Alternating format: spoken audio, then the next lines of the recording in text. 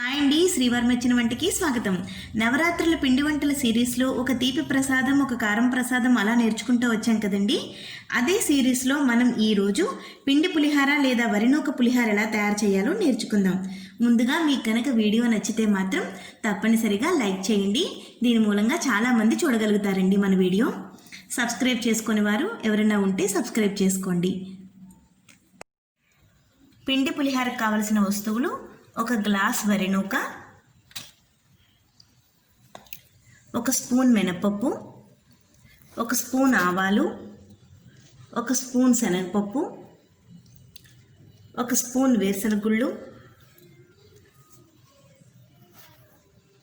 2 స్పూన్ల జీడిపప్పు, కొద్దిగా కరివేపాకు, చిన్న అల్లం ముక్క, 3 పచ్చిమిరపకాయలు, 2 ఎండుమిరపకాయలు, కొద్దిగా పసుపు, చింతపండు, ఉప్పు, ఇంగువ. ముందుగా మనం చింతపండుని కొద్దిగా నీళ్లు పోసుకుని నానబెట్టుకోవాలండి. ఒక మూకుడు పెట్టుకుని దాంట్లో ఒక గ్లాస్ వరి నూకకి 3 గ్లాసులు నీళ్లు పోసుకోవాలండి. అప్పుడు మనం దాంట్లో పసుపు, ఉప్పు కూడా వేసేసుకోవాలి. అప్పుడే నూకకంతటికి కూడా పడుతుంది. ఉన్నాయి కదండి, కొద్దిగా నూనె చుక్క వేసుకుని అప్పుడు మనం ఈ వరి నూక వేసేసుకోవాలి. ఒకసారి కలిపేసి మూత పెట్టుకోవాలి. ఇది ఉడికేలోపు మనం పోపు వేయించుకుందాం. ఇప్పుడు మనం ఒక 2 స్పూన్ నూనె వేసుకుని పోపు వేయించుకోవాలండి. పోపు వేగిపోతుంది కదండి.